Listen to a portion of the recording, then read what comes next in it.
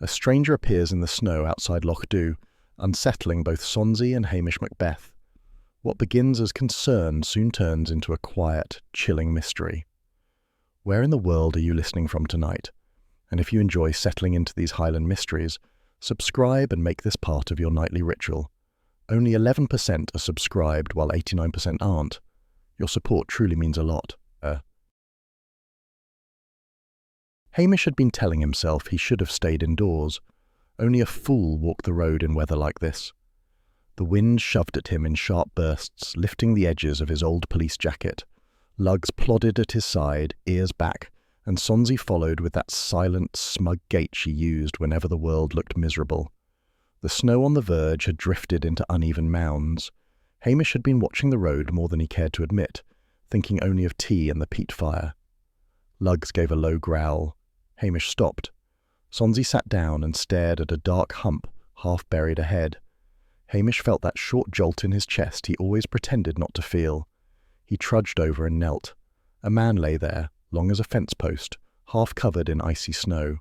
The face was pinched blue, the eyes fluttered open in a dull, stubborn way. "For heaven's sake," Hamish muttered, "you'll freeze yourself daft out here." The man made a faint sound. Hamish hauled him upright. The fellow sagged, boots scraping uselessly. "Name?" Hamish said. "Fraser. Callum Fraser." The man's voice wavered between Highland and London, neither one fitting well. Hamish eyed the thin overcoat. Cheap thing, worn at the cuffs. The boots below it were the opposite, new hill boots with a narrow tread that looked too fancy for a man who didn't know enough to stay out of snowdrifts. "What were you thinking, walking out here at this hour?" Hamish asked. Fraser blinked. "Just passing through." It was as poor an explanation as any Hamish had ever heard. He could already imagine Blair's triumphant sneer if he sent the man straight to Strathbane. That alone made him turn away from the idea. "Right," Hamish said. "You're coming with me before you drop dead. We'll sort out the rest tomorrow." Fraser tried to pull back. "There's no need. I can manage." "You can manage nothing except making more trouble," Hamish said. It came out sharper than intended, but he did not soften it. Back at the station, Hamish got the peat fire going. The room filled with the familiar smell, comforting but also faintly accusing, as if the building itself disapproved of his choices. Fraser sat stiffly on the chair, his long fingers trembling as Hamish shoved a mug of tea into his hands. "You'll dry out there," Hamish said. He tossed socks toward him. "Put these on. They're old but clean enough." Fraser accepted them with the awkward politeness of a man who disliked needing anything. Sonsie leapt up onto the chair arm and stared at him with her unnerving yellow eyes. Most strangers flinched. Fraser didn't. He even reached out a finger, then thought better of it. Hamish frowned. Cats didn't warm to folk so quickly, at least not Sonsie. "You'll phone Strathbane?" Fraser asked after a moment. "I'll do it in the morn," Hamish said, stirring the fire too loudly. "Blair'll only shout at me for interrupting his supper." That was a lie, and they both knew it, but Fraser didn't push. The man simply stared at the fire, tracing some thought Hamish couldn't read. Hamish noted the boots again. "Those yours?" he asked. Fraser nodded. Odd choice for a wanderer. Fraser didn't answer. His eyes slid away again in that slippery manner Hamish disliked. There were too many men who tried to look harmless while their eyes told another story. Hamish decided he was too tired to think more about it. He shoved a blanket at the man and went to make himself more tea. His stomach grumbled. He ignored it. By morning, Sonsie had abandoned Fraser and returned to curling on Hamish's jacket. Lugs thumped his tail once but kept his distance, watching the stranger with wary eyes. Fraser looked better, though still pale. Hamish made porridge because it was quicker than bread and jam. Fraser ate quietly, shoulders hunched as if bracing for something. When he mentioned he could move on today, Hamish nearly agreed. Then he imagined the villagers seeing a thin stranger in an overcoat, and immediately deciding he'd come to rob them blind or worse. Loch Dhu did not take kindly to unexpected visitors, especially not in winter. "You'll stay until I can speak with Strathbane," Hamish said. He tried to sound official, but probably sounded tired instead. Fraser gave a stiff nod. "As you wish." Hamish disliked that phrase. It sounded defeated or sly or both, but he let it pass. He needed bread, so he walked to Patel's with Lugs trotting ahead and Fraser trailing behind like a man on a tight leash. The snow crunched under their feet. Hamish could already sense trouble waiting for them. Inside the shop, Patel raised his eyebrows. "Morning, Hamish. Weather's not done with us yet." Then his eyes slid to Fraser. "You found yourself company." Mrs. Wellington from the post office stood near the sweets. She turned, lips tight. "So that's him," she said, not bothering to lower her voice. Fraser stiffened. Hamish felt his jaw tighten. "This is Mr. Fraser. I found him in the drift last night." Mrs. Wellington sniffed. "Aye, we heard." Hamish didn't ask how. The village passed gossip faster than radio signals. A young crofter entered, glanced at Fraser, and quickly busied himself with tins he didn't need. Patel rang up Hamish's bread and soup. "Is the gentleman staying long?" he asked with that polite tone that meant he hoped the answer was no. "Just until I finish some paperwork," Hamish said. Another lie. He felt the weight of it. Fraser fumbled his coins when trying to buy a packet of biscuits. A folded bit of paper slipped forward. Hamish caught sight of a white border, like an old photograph, before Fraser shoved it back down. "Bit early for a holiday, isn't it?" Patel said lightly. "Not a holiday," Fraser said, "just passing through." The same useless phrase. Hamish felt irritation rise. He preferred folk who lied properly. They walked out into the cold. Mrs. Wellington's voice carried from inside. "A snowdrift loon, that's what he is, and Hamish sheltering him like a hen with a fox." Fraser heard it. His jaw tightened, but he said nothing. Hamish felt something unpleasant twist in his chest. "Folk talk," he muttered. "They know nothing." Fraser only nodded. Back at the station, the phone rang. Hamish considered not answering. It would only be more nonsense. He lifted the receiver. "Hamish Macbeth?" Mrs. Wellington's prim voice came through. "Patel says you've taken in some man from the road. You'd best mind yourself. Strangers bring trouble. I thought you ought to know." Hamish closed his eyes. Luggs nudged his knee. Sonsie flicked her tail as if enjoying the chaos. "Thank you," Hamish said shortly and hung up. He looked at Fraser, who sat again by the fire, staring into it like a man waiting for judgment. Hamish wondered, not for the first time, if he'd made a mistake. He disliked admitting it, even to himself. But the village was already talking, and once they talked, Blair always followed. The fire crackled. The room felt too small. "Right," Hamish said. "I'll sort breakfast. Then we'll see what to do with you." Fraser didn't answer. Hamish didn't expect him to. Outside, the wind rose again, scraping across the door like something trying to get in. Hamish knew Blair was coming long before he saw him. The village had gone too quiet. Even the wind seemed to wait for trouble. Luggs paced the station floor, uneasy, glancing at the door as if expecting it to burst open. Fraser sat hunched on the chair, staring at the old photograph he never let out of reach. Sonsie slept on the windowsill, tail twitching in her sleep, as if even she sensed the day would turn sour. The door slammed open. Blair marched in with a blast of cold air, Anderson scrambling behind him like a terrier who feared being kicked. "Macbeth!" Blair barked. "Where is he?" Hamish kept his expression blank. "Where's who?" "Don't play the fool with me," Blair snarled. "You're Stray, the big lad in the coat. Bring him out." Hamish felt that familiar stubbornness rise in him. "He's done nothing." "And I'll decide that," Blair said. He pushed past Hamish as if the station belonged to him. "Out with him. Now." Luggs growled, a low warning. Blair ignored it. Fraser stood slowly, shoulders stiff. "I'll come," he said quietly. He looked more tired than afraid. Outside, a crowd had already gathered, breath rising in pale clouds. Mrs. McLean stood front and centre, arms crossed, eyes bright with vindication. Patel hovered near the back, looking uncomfortable. The postmistress leaned forward eagerly, as if taking mental notes for later. Blair jabbed a finger into Fraser's chest. "You were seen arguing with a dead man. You've nae proper address. You turn up with no explanation. That's enough for me." Fraser flinched at the jab, but held his silence for a moment. Then tightly, "I never touched him. He asked me about a path. He was angry about fences, that's all." "Oh, aye," Blair sneered. "Bird watchers are known for brawling, are they?" A ripple of laughter moved through the crowd. Thin, uneasy, but cruel enough. Hamish stepped forward. "Blair, this is all circumstantial. You've no proof." Blair rounded on him. "Proof? I've more than you ever managed, Macbeth. You sheltered this man.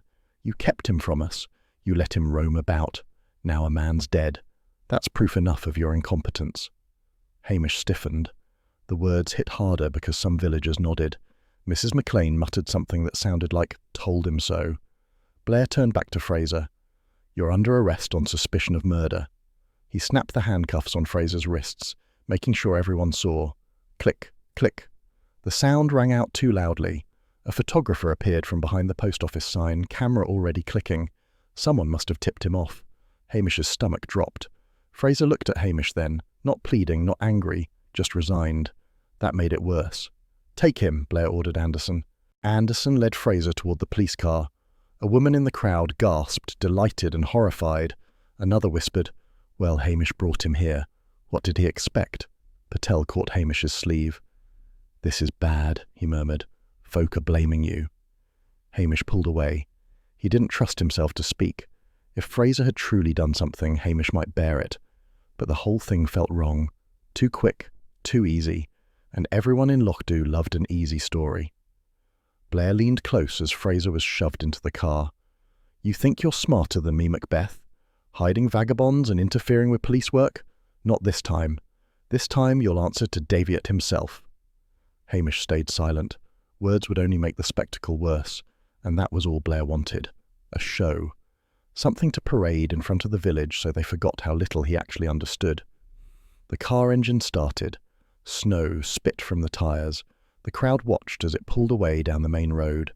Then slowly they drifted apart, their whispers trailing behind them like cold smoke. Hamish stood alone with Lugs and Sonsie, the streets suddenly too open, too exposed. Sonsie jumped from the windowsill and pushed her face against Hamish's calf, but it wasn't comfort. Cats didn't comfort. It was simply territorial, claiming him in a moment when the village had turned its back. Patel lingered. "Hamish, maybe you should speak to Fraser, after Blair's done shouting at him." "I will," Hamish muttered, "if Blair lets me." "He won't," Patel said softly. "Not unless you insist." Then he walked away, shoulders hunched against the cold. Hamish returned inside, Lugs pressing close. Sonsie leapt onto the chair where Fraser had sat, curling herself into the warm dent he left behind. Hamish stared at the empty space. He had said nothing when he should have spoken. He had spoken when he should have stayed silent. He had let Blair walk in and take the narrative. Now the village would believe whatever Blair fed them. He grabbed his coat and hat again.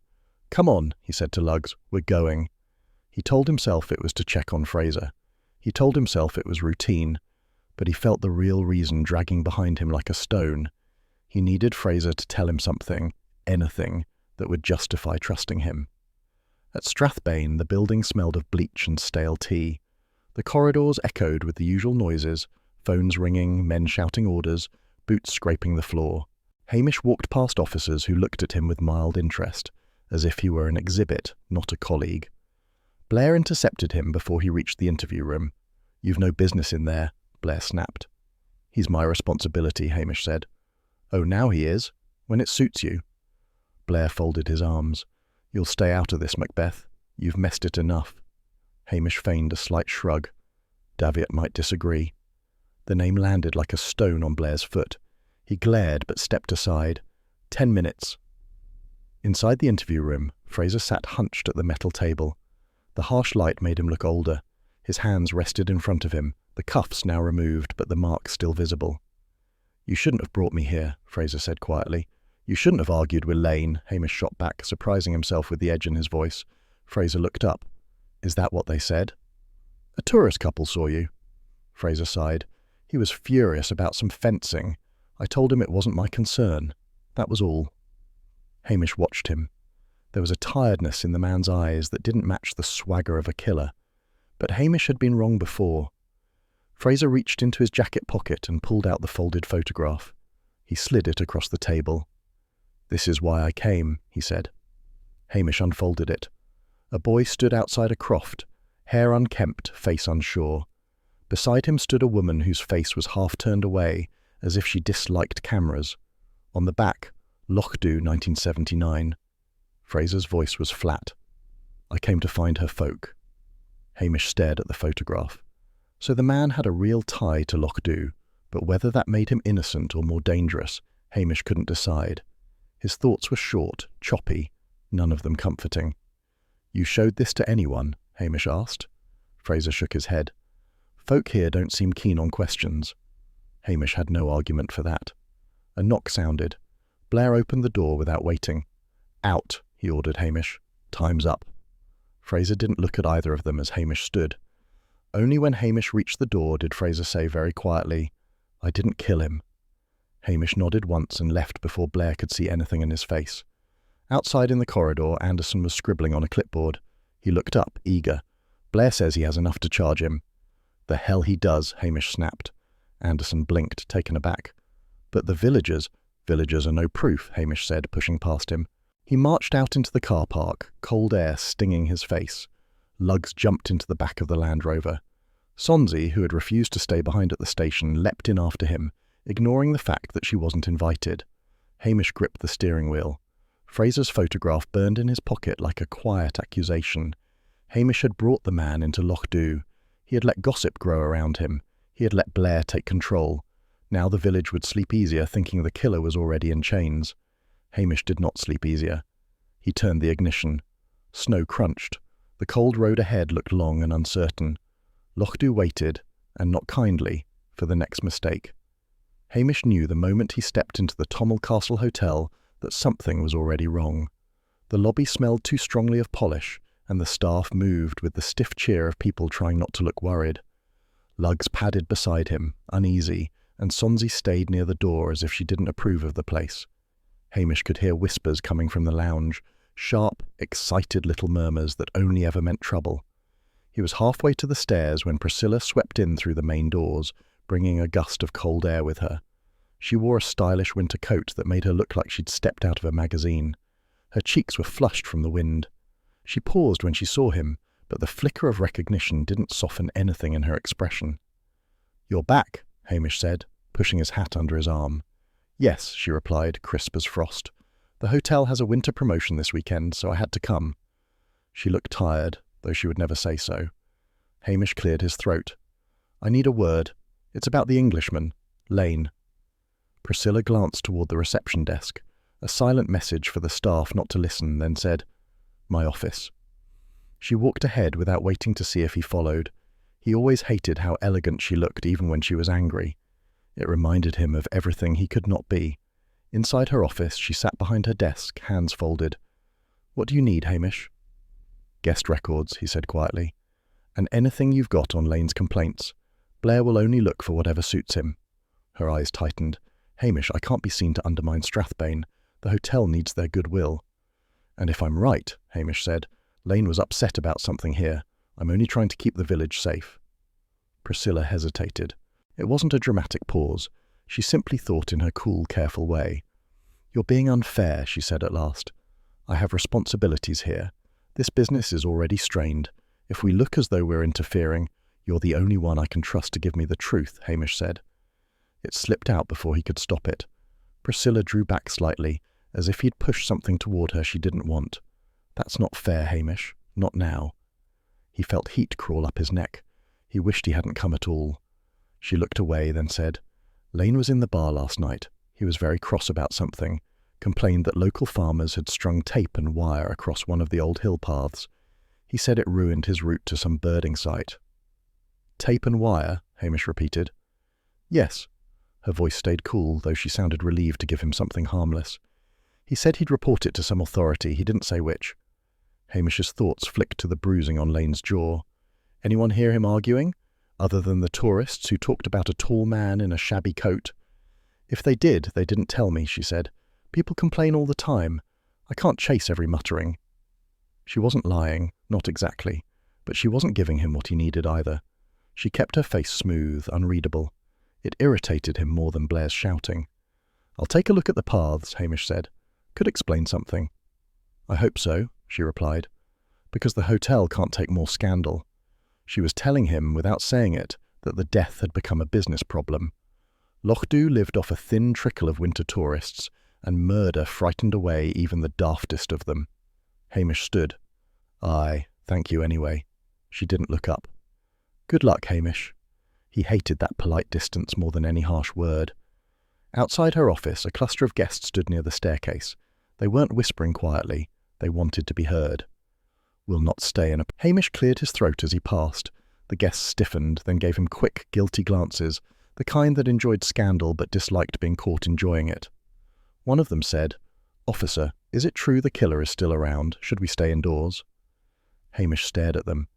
"If folk used common sense outdoors, I'd have less work," he said. It came out sharper than intended. They recoiled slightly, insulted but too polite to argue. He pushed through the lobby toward the door. Lugs followed, tail tucked. Sonsie gave the guests a disdainful glance before slipping out after them. On the steps, Hamish stopped.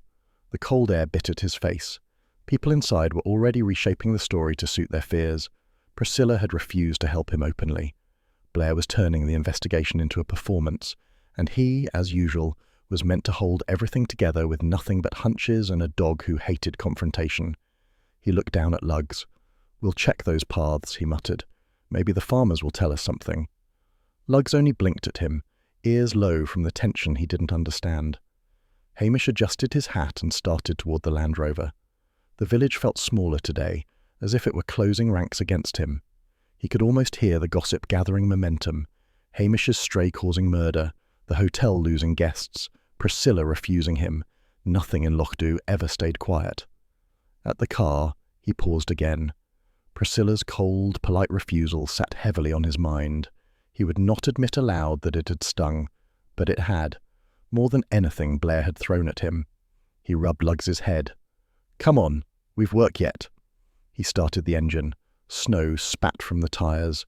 The road ahead looked narrow and uncertain, and the hotel behind him already felt like a place he did not belong. The case was widening, and he was losing ground. The next morning, Hamish woke with the uneasy sense that something had already gone wrong. It wasn't the station, quiet except for Lugs thumping his tail once in greeting. It wasn't Sonsie either, though she had taken possession of the chair Fraser once sat in, giving Hamish a cold stare when he tried to move her. It was the lingering noise in the village, the sound of gossip working itself into harder shapes. Blair would use that. He always did. Hamish pulled on his coat. "Come on, Lugs, we've work." He didn't say it with enthusiasm. Lugs followed anyway, ears tilting toward every distant voice. He headed first to Patel's shop. If Fraser had told the truth about his whereabouts, it would be the only solid thing Hamish had in this messy business. Patel looked up when Hamish entered. "Morning," he said, though his tone meant something closer to, "So it's come to this." "Did you see Fraser yesterday morning?" Hamish asked. Patel hesitated. "I did. He came in asking about a parcel that wasn't his. Claimed someone had put his name on it by mistake." "Did anyone else see him?" Patel nodded. "Mrs. Wellington. She was right behind him at the counter. You can ask her yourself, but she'll twist it into something else. Anyway, he was here a good while. And the time? Aye, it was before breakfast, but after sunrise. He couldn't have been up by the loch then." Hamish stood very still. "You're sure of that?" "Quite sure," Patel said. He made a fuss about the parcel. Hard to forget. Hamish felt a reluctant shift inside him. He hated being wrong when Blair was involved. It gave Blair too much joy. "So, he didn't kill Lane," Hamish said. Patel shrugged. "Not unless he can be in two places at once. But don't expect the village to believe it. Folk prefer simple stories." Hamish left the shop with the uncomfortable sense that Fraser was slipping out of the tidy villain role Blair had crafted for him. Lugs walked close as if he guessed Hamish's irritation. A few doors down, Mrs. Wellington stuck her head out of the post office. "Officer Macbeth," she called, "if you're hunting that man of yours, he was definitely in Patel's when that Englishman died. I saw him myself." Her helpfulness sounded too eager. It grated. "Thank you," Hamish said curtly. "Oh, I'm sure you already knew," she said airily, implying she doubted he did. Hamish walked away before she could add more embellishments. He hated when Lochdu tried to appear helpful. It always meant trouble. With Fraser's alibi solid, Hamish headed up the hill path Lane had complained about. He didn't enjoy trudging through the snow, especially when his boots leaked at the seams, but he needed to see it himself.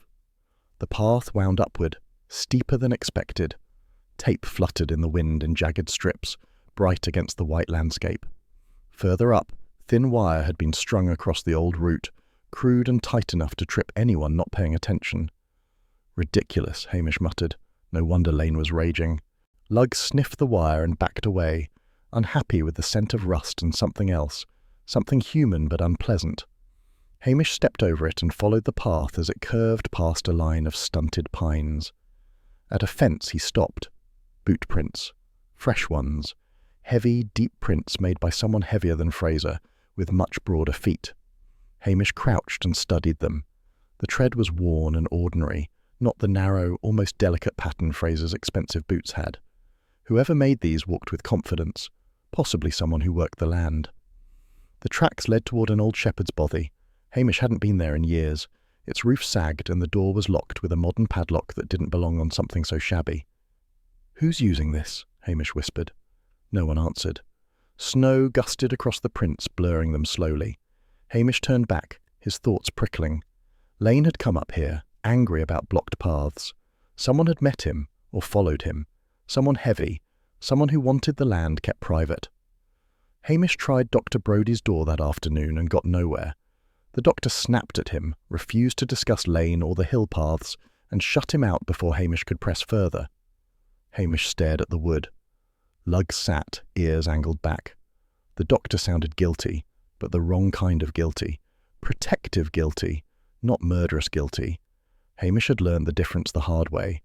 He walked away, coat flapping around his legs.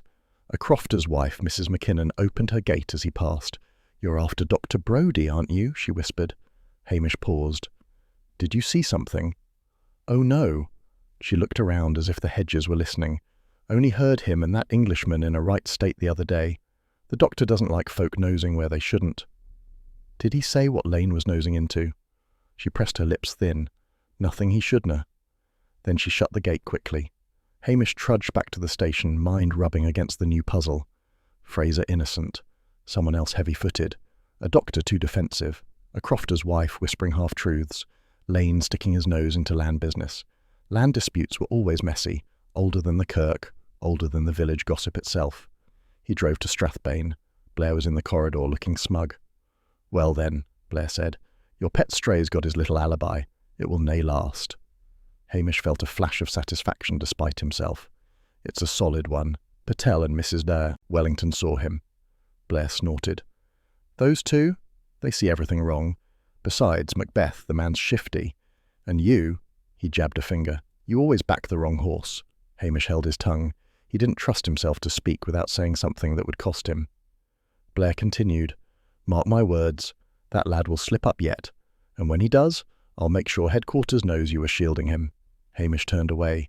He had no patience left for Blair's theatrics. He drove back toward Loch Dhu, the sky lowering in that dull way it did before more snow.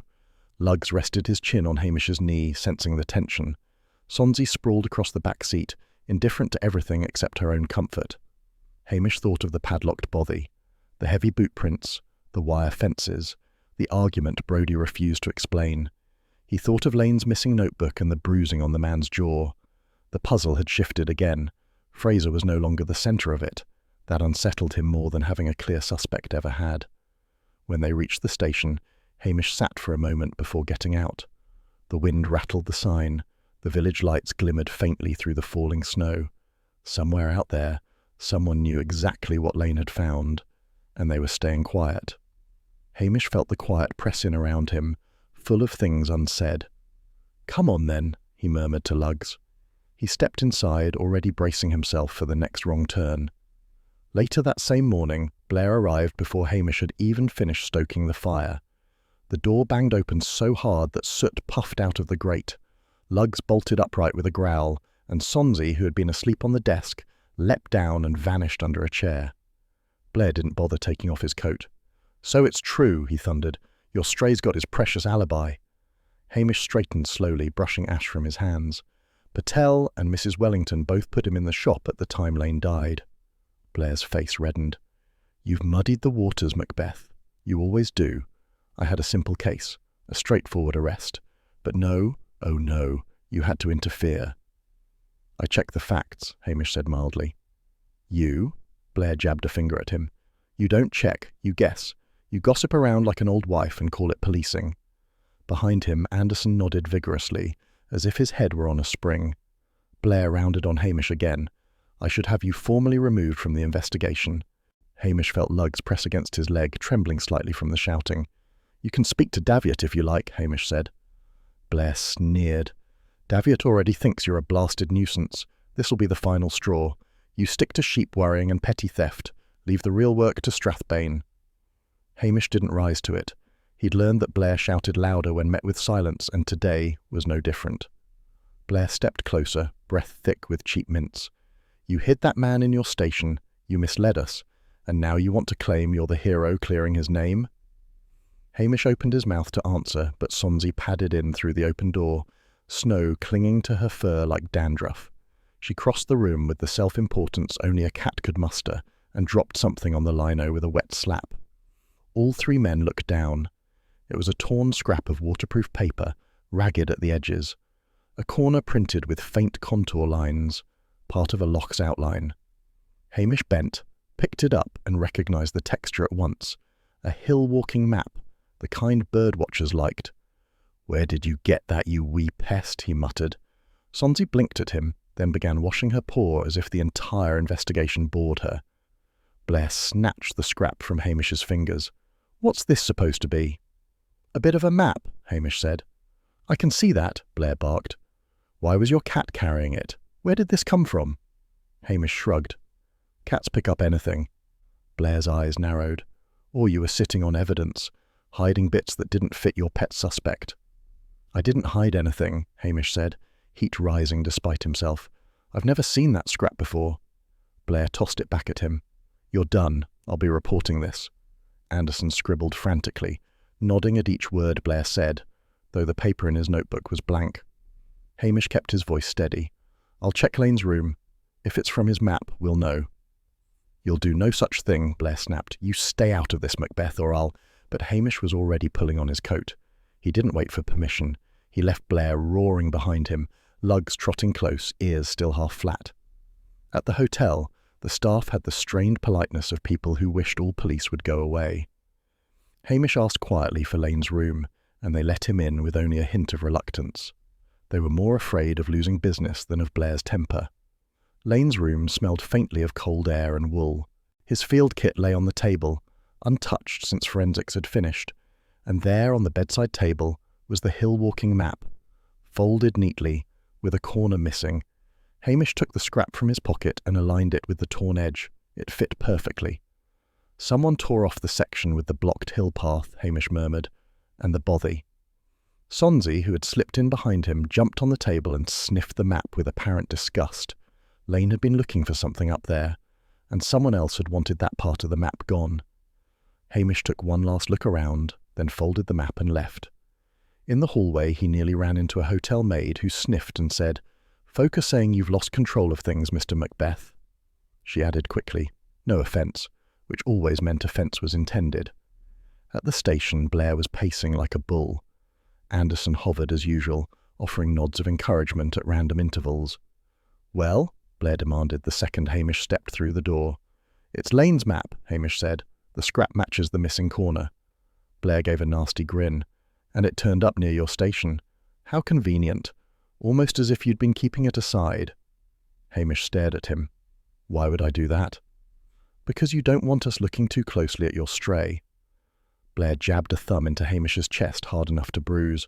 "You're obstructing this investigation. Again." "I'm trying to solve it," Hamish said quietly. "No." Blair leaned closer, eyes gleaming. "You're trying to play hero, but you're finished. You'll do as you're told, Macbeth. Daviot will hear every bit of this." Lugs growled, but Hamish rested a hand on the dog's head, stopping him. Sonsie had leapt back onto the chair and twisted herself into a loaf, watching Blair with bright contempt.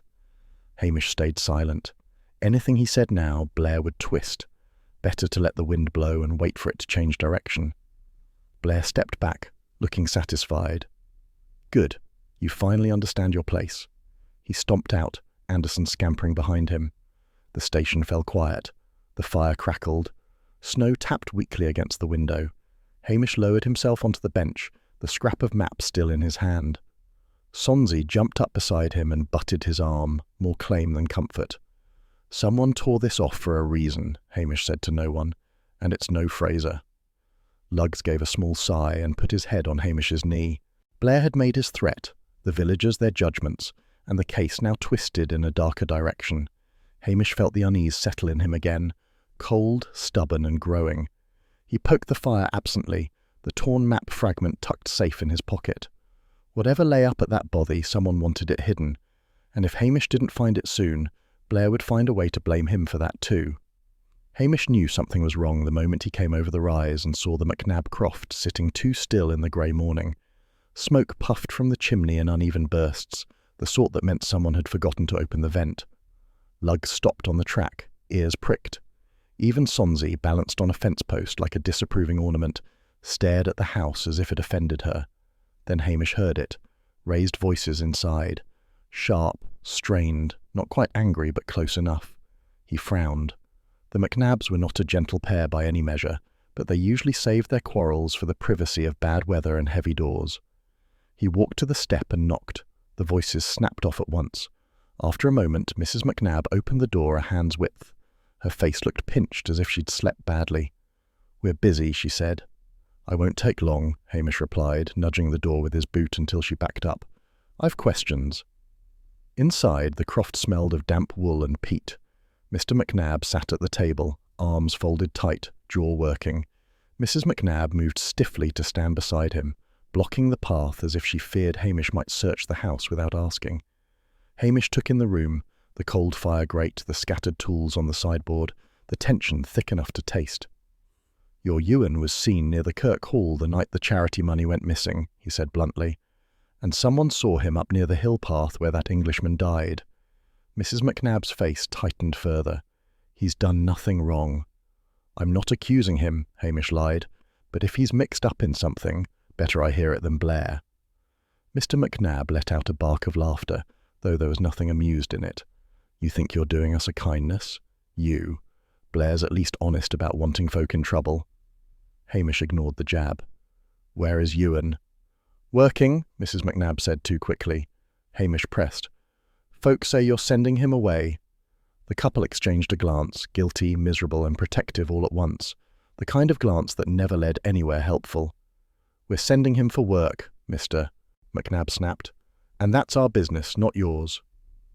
"To avoid scandal?" Hamish asked, letting the question hang. Before either could answer, footsteps thudded on the stairs. Ewan Macnab appeared in the doorway, tall, lanky and red-eyed, as if he hadn't slept. He glared at Hamish with a fury that came too fast to be entirely innocent. "You think I'm some sort of killer?" he said. "Blair's already tried to stare it out of me with his wee pig eyes." Hamish straightened. "I'm asking questions, that's all." "Then ask properly," Ewan snapped. "If you must know, it's about the dog." Hamish blinked. "What dog?"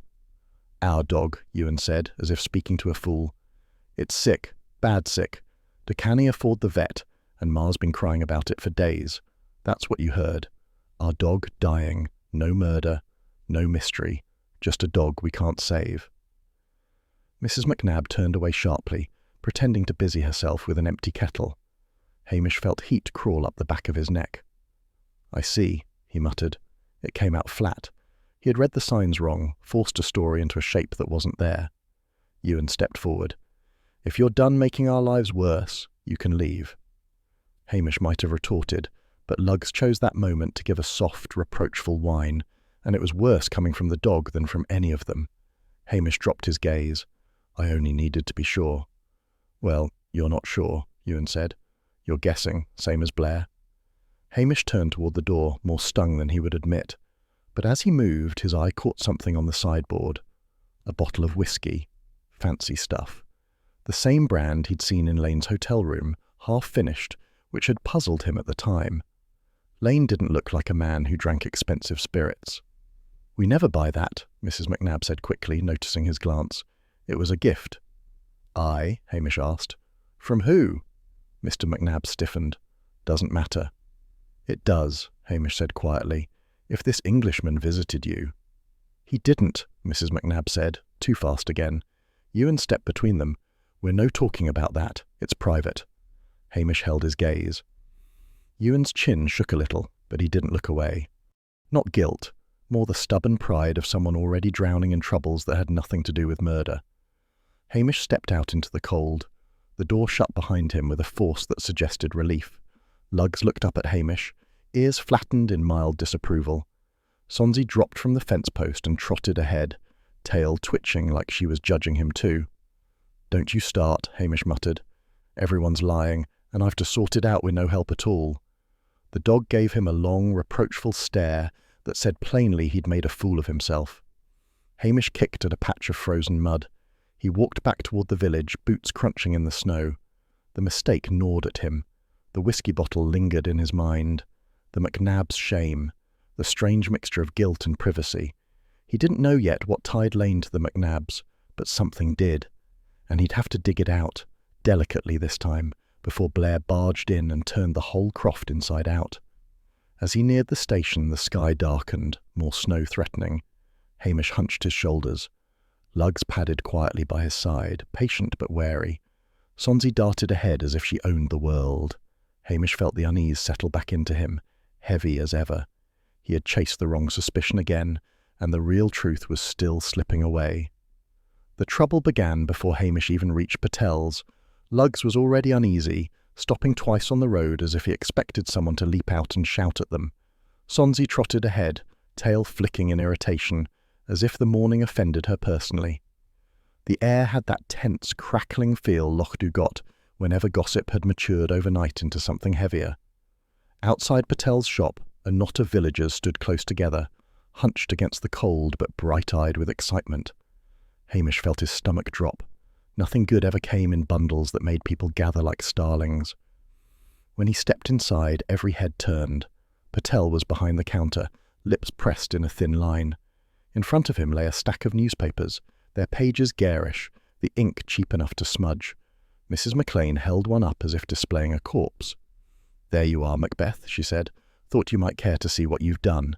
She slapped the front page flat on the counter. The headline screamed in thick black capitals, "Stranger in the Snow, Highland Killer Hunted." Below it, a grainy photograph showed Fraser being hauled away in handcuffs, looking dazed. And just at the edge of the frame stood Hamish himself, hat low, face shadowed. To the eager Lochdu eye he looked sullen, guilty, complicit. Hamish felt a hot, creeping shame, though it chilled him more than the winter air. "Where'd they get this picture?" he asked. Mrs. McLean sniffed. "Ask yourself. Someone in Strathbane, I'd wager. Or one of the hotel folk. Folks see everything these days." Patel shot her a warning glance. Mrs. McLean let the man breathe. But she was enjoying herself too much. "We put our trust in you, Hamish Macbeth. And look at the headlines now." Hamish didn't answer. There was no point. Anything he said would be fuel. Outside, as he left the shop, he could feel the eyes following him. Not full hostility, Lochdu never risked being that honest, but disappointment, sharpened with self-righteousness. At the hotel, the atmosphere was worse. The telephone rang constantly, its shrillness floating through the lobby like an alarm bell. When Hamish approached the desk, the receptionist was already fielding another panicked English voice. "No, madam. Yes, the police are handling it. No, we've had no further incidents. Yes, I understand, but—" She covered the receiver when she saw Hamish. Her polite smile flickered like a bulb about to die. Priscilla emerged from her office just then. She moved with her usual cool grace, but the strain showed in her shoulders. Her eyes met Hamish's briefly, cool as frost on a window. "This," she said, low enough that the guests wouldn't hear, "is exactly what I feared. One headline like this, and the bookings vanish." "It's not," Hamish began, but she shook her head, cutting him off. "Please don't tell me what it isn't. I have guests cancelling by the hour. We'll be ruined if this goes on." Hamish felt the words like a bruise. Ruined, as if he'd chosen this mess. "I didn't give them that story," he said. "No," she said quietly, "but someone did, and you're the face printed beside it." That stung more than the headline. She turned away without waiting for an answer. Her distance was like a door closing. Hamish left the hotel with his jaw set. Lug stayed close to his leg, following the tension like a scent. Back at the station, the telephone rang before Hamish even had his coat off. He snatched it up, half expecting Blair's bellow. Instead came a smooth, icy voice. "Macbeth? Daviot here?" Hamish stiffened. "Yes, sir." "I assume you've seen the morning papers?" "Aye." "This kind of attention is unfortunate. Your handling of local matters is attracting the wrong kind of notice. Hamish swallowed. I'm pursuing the investigation. That is precisely the problem, Davitt said. There's talk at headquarters of reorganising rural policing, streamlining resources. It might be more efficient if Strathbane took direct control of your sector. Direct control. Hamish said nothing. His hand tightened so hard on the receiver that Lugs whined. If that happens, Davitt continued, your station's independence will no longer be necessary, nor perhaps your position in its current form. I trust you understand. I understand, sir, Hamish forced out. Good. Do keep the press out of your affairs, Macbeth. They seem drawn to you. The line went dead. Hamish lowered the receiver slowly.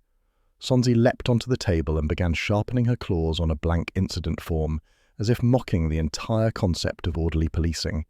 He rubbed his face. If the station closed, if Strathbane took over, Lochdu would be left with Blair's brand of justice. Chaos disguised as competence. He stepped back outside, needing air that wasn't foul with Strathbane threats. He meant to clear his head, but the moment he reached the road, Mrs. Gallagher and Mrs. Wellington intercepted him like hawks spotting a wounded rabbit. Hamish, Mrs. Gallagher said, her voice heavy with insincere sympathy. Folk are talking. Aye, Mrs. Wellington added. They want to know how you let it go this far.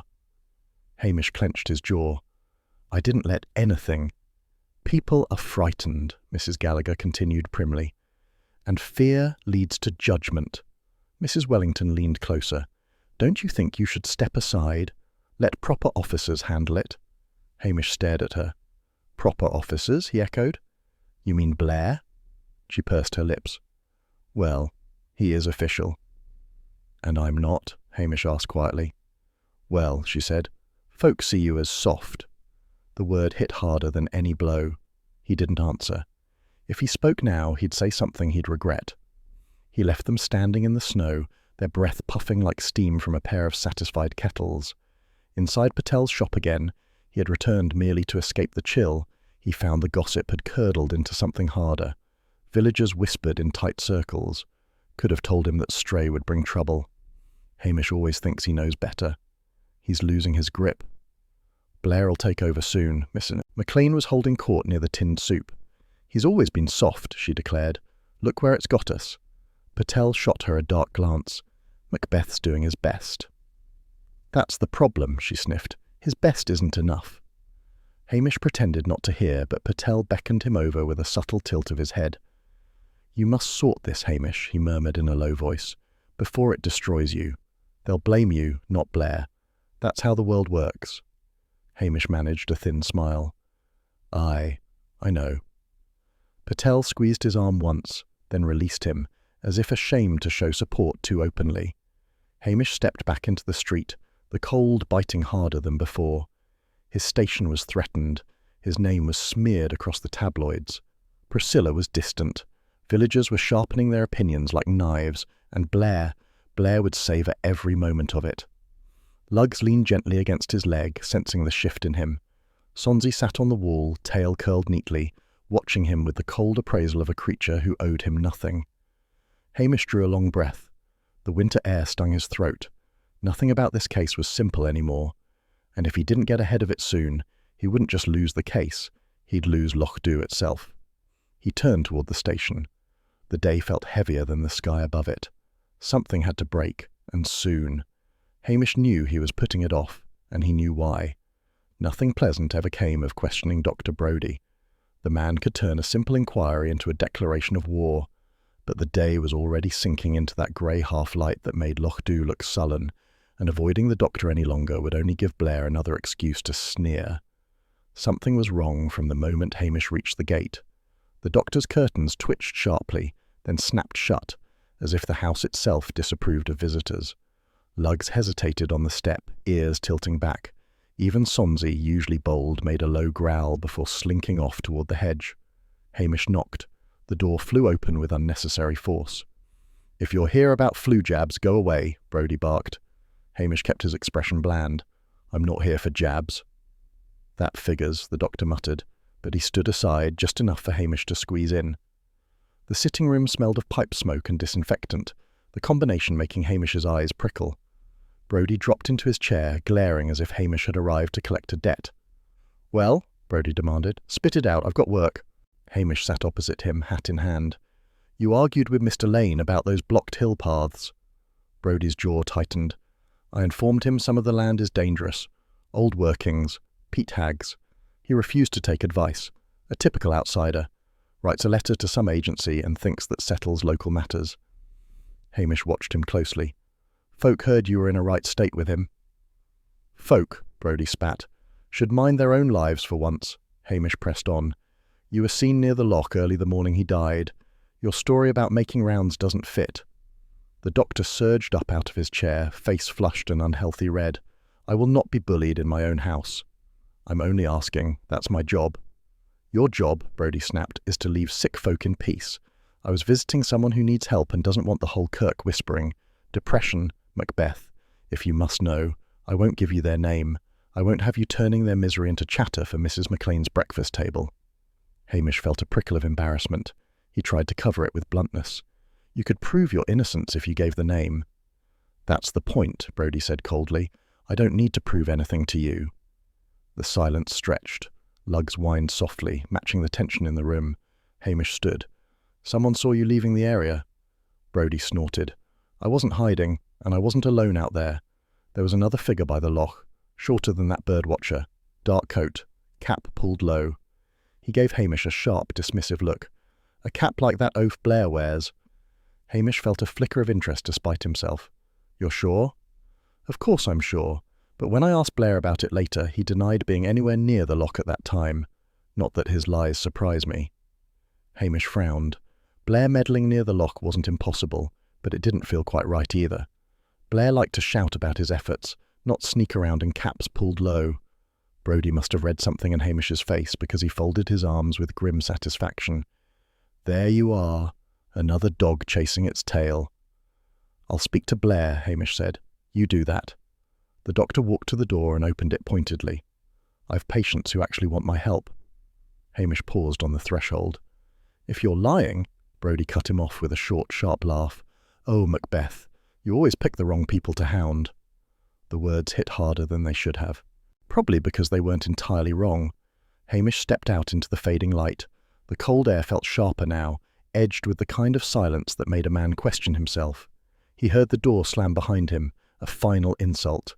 Lugs pressed close to his leg, giving a soft huff.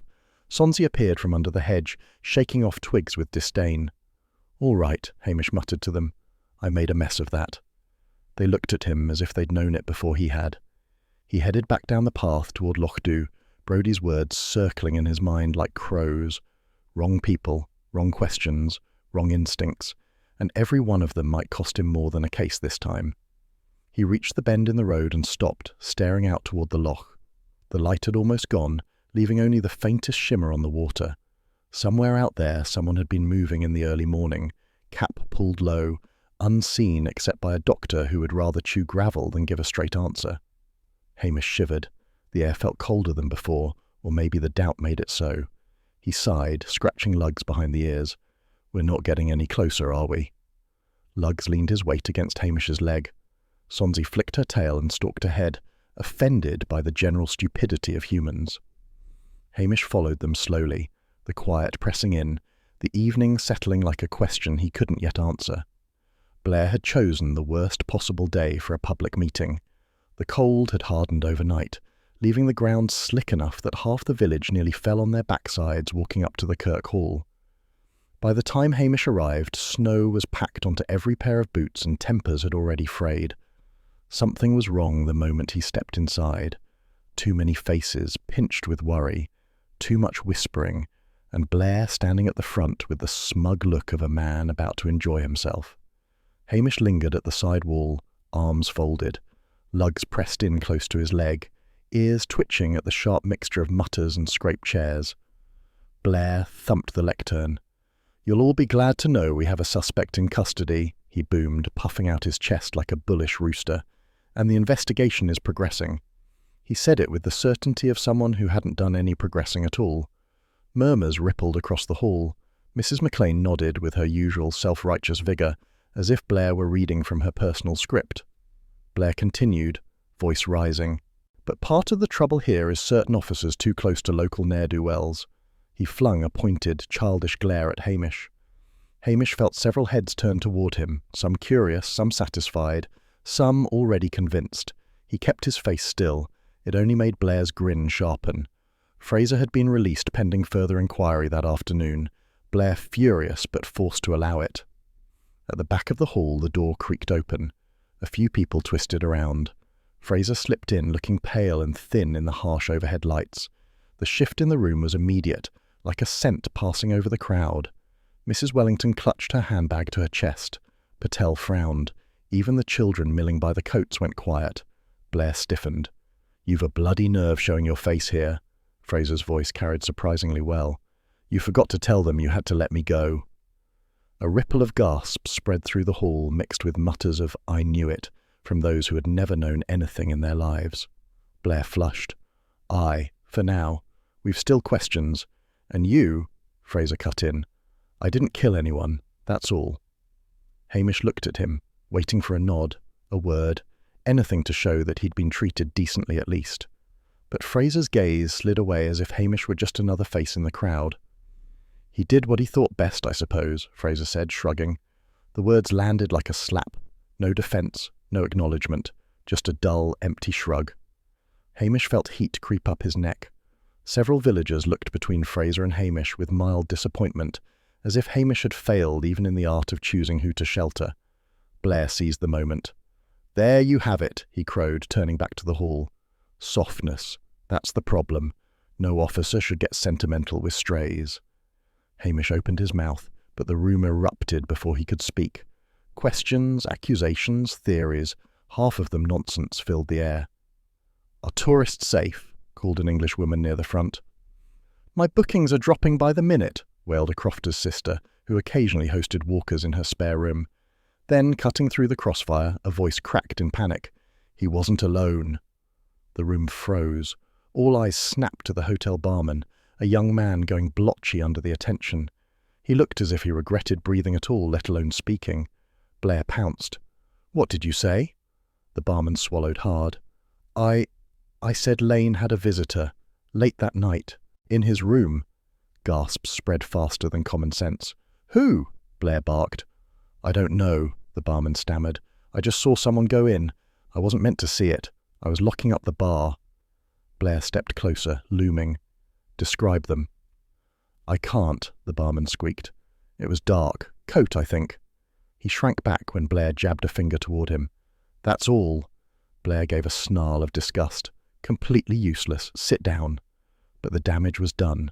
A late-night visitor, a secret meeting, a new thread that tied someone in Lochdu directly to Lane. The crowd latched onto it at once. "Could have been the stranger," Mrs. McLean hissed to anyone who would listen. "His alibi doesn't fit that time," Patel muttered, but softly enough that only Hamish heard. Hamish's thoughts churned.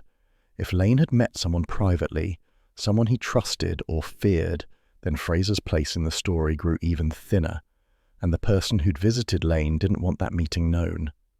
Blair slammed the lectern again, trying to regain control. "Meeting adjourned," he barked. "Go home and let the police handle it, and no gossip." The last instruction was so absurd, several people laughed outright. Hamish stayed back until most of the hall had emptied, leaving behind the sour smell of damp coats and resentment. Fraser had slipped away first, disappearing into the snow without a glance toward him. Mrs. McLean strutted past with her chin raised.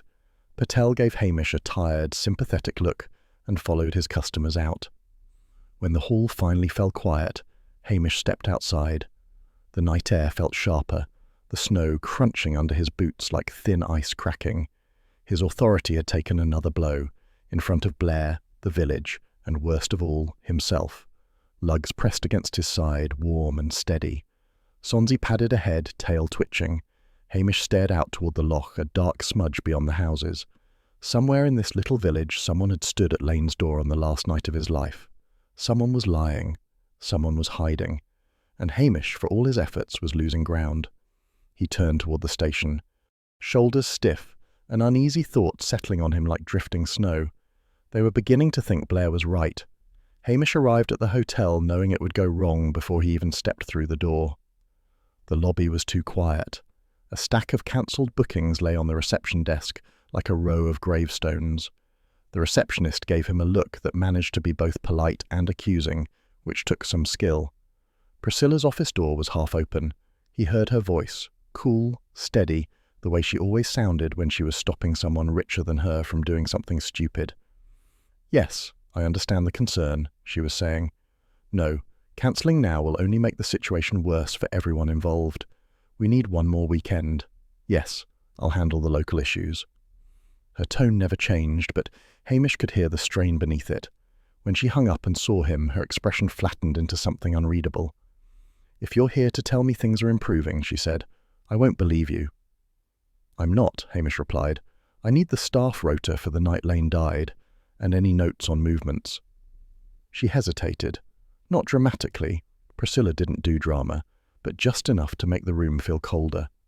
"Hamish," she said quietly, "I cannot keep appearing to undermine Strathbane." "You're not," he said. "You're helping me stop the village going under, and your hotel with it." That earned him a long, measuring look. She seemed to weigh every foolish thing he had ever done against the possibility he might be right this time. At last, she drew a slow breath.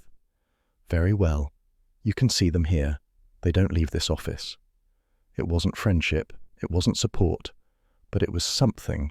She set a folder on her desk and stepped aside. Hamish opened it. At first glance, it was all neat typed names and tidy times, but in the margins of the night shift column were scribbles, the sort barmen made when covering their mistakes. He tapped the page.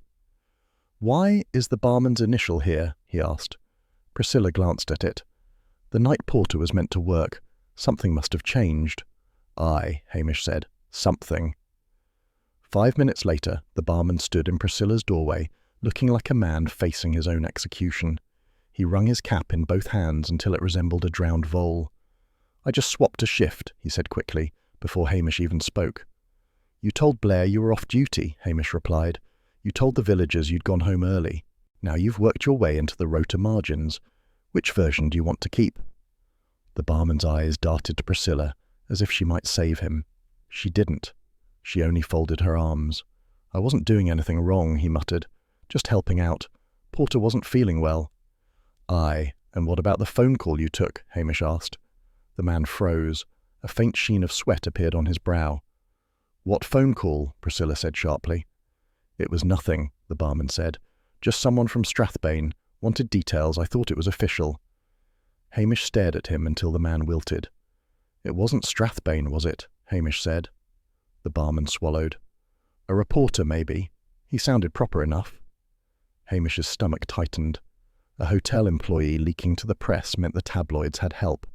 It also meant Lane's late-night visitor could have slipped in unnoticed while everyone watched the bar or flocked to gossip about Fraser. A cleverer killer wouldn't have needed strength, just opportunity and a reason to silence a nosy Englishman. "Did you see anyone come through the side entrance?" Hamish asked. "No," the barman said quickly, too quickly, then quieter. "I wasn't paying attention all the time." Priscilla's face hardened. "You realise what you've done? Those headlines—" "I didn't mean anything by it," he said, edging toward the door. "I thought it'd make the place seem important." "Like a murder theme night," Hamish said dryly. The barman flinched and fled. Priscilla pressed her fingers to her temple. "Hamish, this rota, does it help your case or damage it?" "Depends how you look at it," he said. "Someone knew the staff were distracted. Someone met Lane that night. Someone who didn't want it known." Her gaze flicked over him, cool, assessing, and distant as always.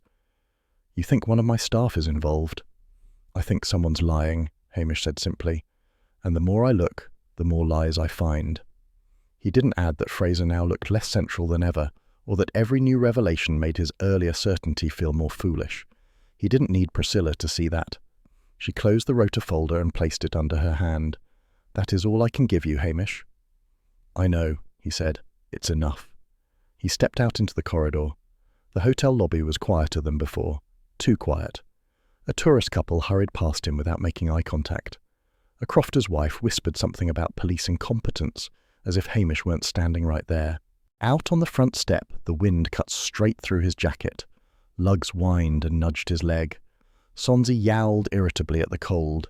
Hamish stared at the village stretched before him, his village, though it felt less like it these days. Every direction he turned, someone was hiding something. The rota had cracked another layer open, but beneath it lay only more muddle. Someone had visited Lane late that night. Someone had arranged the staff distraction. Someone had used the chaos to move unseen, and Hamish had no idea who. He started back toward the station. Lugs padded close, tail low. Sonsie darted ahead, vanishing into a drift and resurfacing in a foul mood.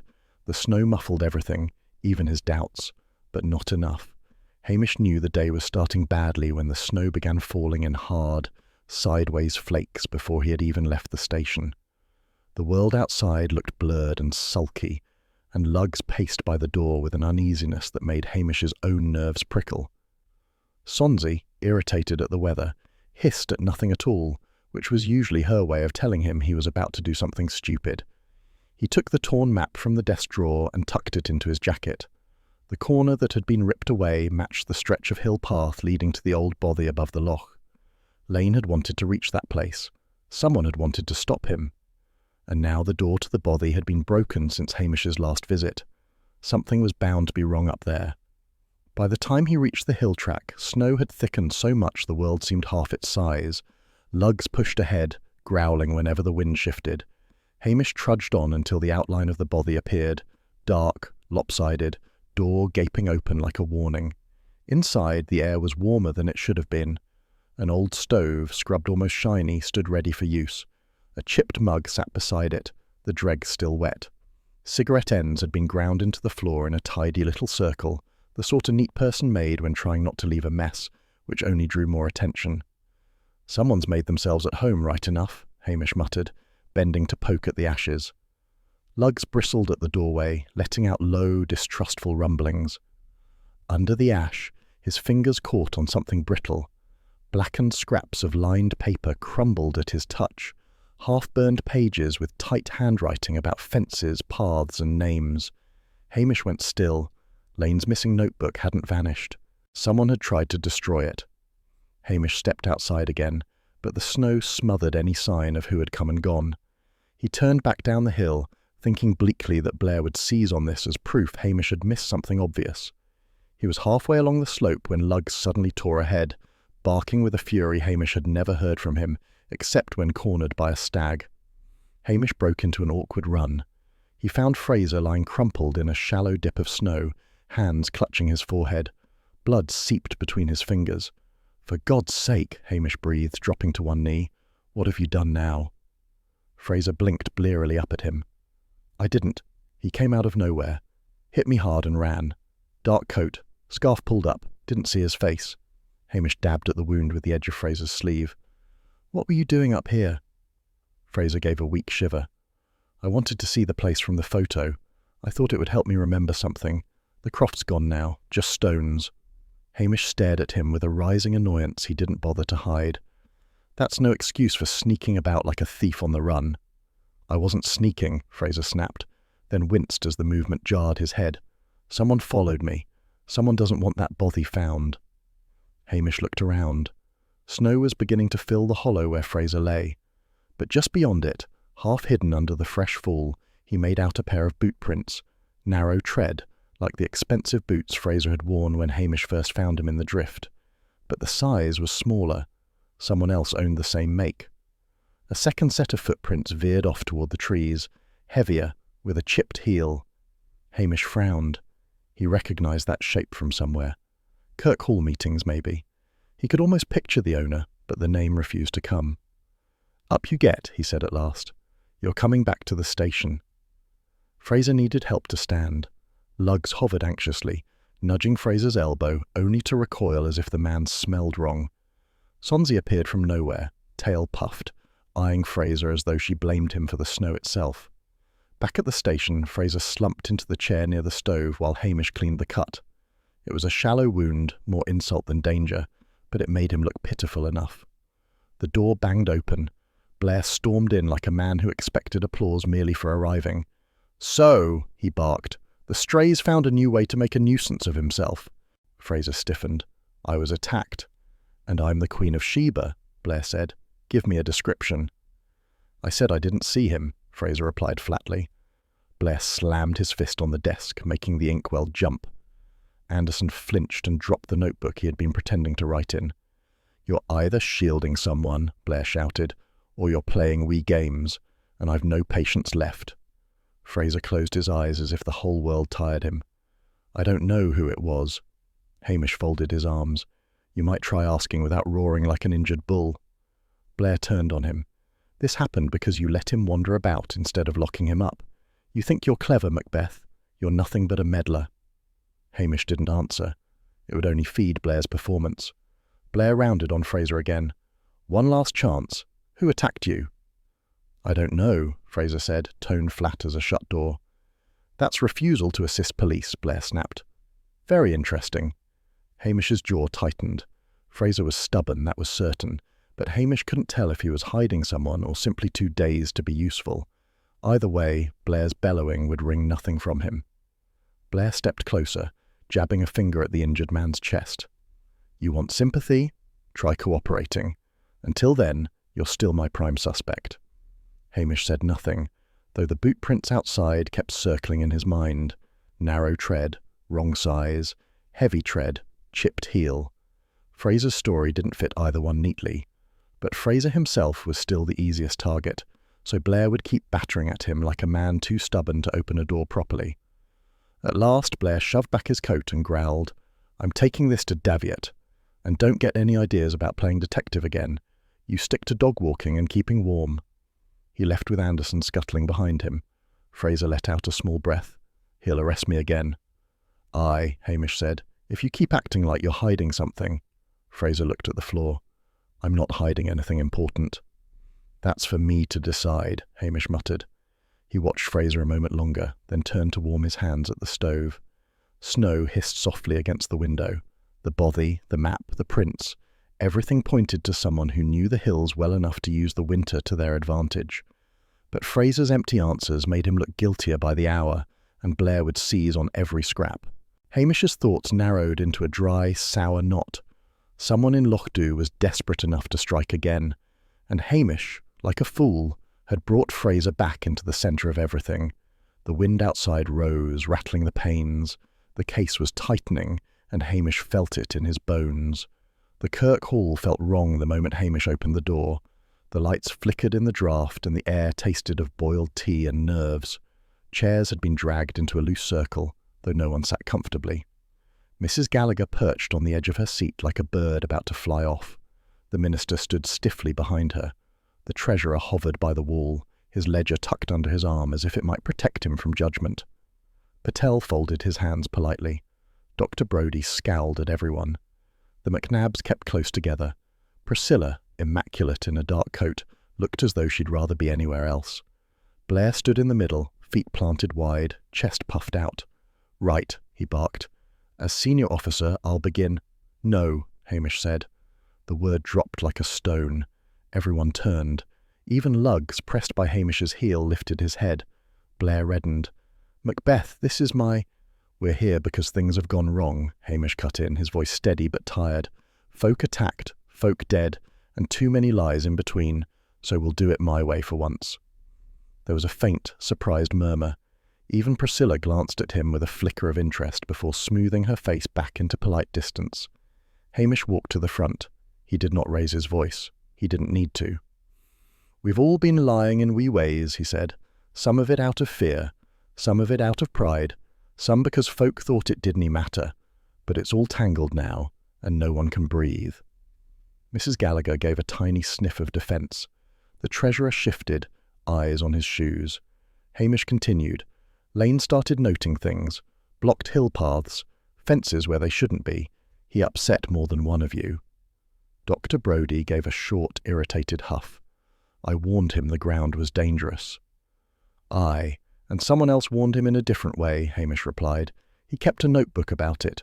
He wrote everything down, tried to burn it in the bothy stove." The minister blinked. "You found the notebook?" Hamish held up the singed remains. "Most of it. Enough." Blair lunged forward. "Why was I not told?" "Because you'd have sat on it until it suited you," Hamish said simply, or lost it under a takeaway box. A few villagers coughed in their sleeves. Blair's face went an alarming shade of purple, but Hamish ignored him. He turned to Mrs. Gallagher. "You said Lane only chatted about birds, but that wasn't true." She clutched her scarf. He did ask about the fundraising accounts. Just curiosity, he said. The treasurer flinched so visibly that even Sonsie, who had slipped in unnoticed and now sat under a chair, twitched her whiskers. Hamish faced the treasurer. "You told me you'd never spoken to him. That was a lie." The man swallowed. "He misread the figures. Anyone could." "Aye," Hamish said mildly, "except the pages of his notebook match your own ledger, down to the penny." A sharp ripple passed through the room. Shock, anger, shame, all muddled together. Patel lowered his eyes. Mrs. McNab whispered something harsh to her husband. Dr. Brodie folded his arms and looked furious that the scandal wasn't medical. The treasurer shook his head, breathing too fast. He said he'd go to someone official. "Make a fuss, I just wanted to explain. We met by the loch path. He slipped, that's all it was." Hamish stepped closer. "You shoved him. Maybe you meant it as a warning, maybe you panicked, but he fell, and you left him." The man's mouth opened, then closed. He wouldn't listen. I didn't mean to." Mrs. Gallagher began to cry. The minister sagged in his chair, hands clasped in misery. Blair surged forward triumphantly. "Right, you're under arrest." But Hamish held up a hand. Blair froze, teeth bared. "You didn't stop there," Hamish said, eyes still on the treasurer. "You stole the Kirk tin when folk started whispering. You tore the map. You attacked Fraser thinking he knew something. You've been covering every misstep with another lie." The treasurer broke then, not loudly, but with a small, defeated sound, as if something inside him had snapped clean through. "I didn't mean any harm at first," he whispered. "It was only money for fencing, just a bit here and there. And Lane, he was going to ruin everything." Hamish said nothing. There was no point in softening it. Blair pounced. "And now you'll answer for it. Anderson, cuff him. Try not to drop the blasted keys this time." Anderson fumbled but managed to obey. The treasurer didn't resist. He looked smaller with each step toward the door. The moment he was gone, the hall erupted in angry whispers. Mrs. Gallagher sobbed openly. The minister muttered about disgrace. Patel rubbed his forehead, murmuring that no village survived scandal untouched. Priscilla stood perfectly still, her expression unreadable but cool. The McNabs glowered at Hamish for reasons that had nothing to do with justice and everything to do with embarrassment. Blair strutted after Anderson, barking orders loud enough for half the glen to hear, already spinning the tale so it would sound like his brilliance instead of Hamish's persistence. When the noise died a little, Priscilla stepped closer. "This will help the hotel," she said. "At least the worst rumours may fade." She paused as if considering whether to soften her tone, then chose not to. "You did well, Hamish." He nodded. That was all. People drifted out into the cold. Fraser, who had stood silently near the back, slipped away without a word, clutching his old photograph. He did not look back toward Hamish or the Kirk. Outside, the minister tried to thank Hamish, but his voice shook too much for the words to come out properly. Hamish gave a stiff nod and walked on. His landline rang as he unlocked the station. Daviot's smooth voice filled the receiver. "Macbeth, the exposure of the, financial impropriety has redirected some public attention. Headquarters has decided your station will remain open. For now." "For now," Hamish repeated. "Yes. Do try to avoid additional scandal." The line clicked off. Hamish hung up slowly. Sonsie had curled on his chair, making it clear she had no intention of moving. Lugg settled at his feet with a weary sigh. Outside, snow drifted past the windows in soft, stubborn flakes. Hamish poked the peat fire until it grudgingly brightened. The case was finished. The village would blame him for parts of it anyway. Fraser would leave. Priscilla would retreat into her world again. Blair would take credit. And Lochdu, poor, complicated Lochdu, would decide later whether to forgive him. He sat down beside the fire, feeling the old familiar space settle around him, too quiet, too cold, and yet the only place he could bear.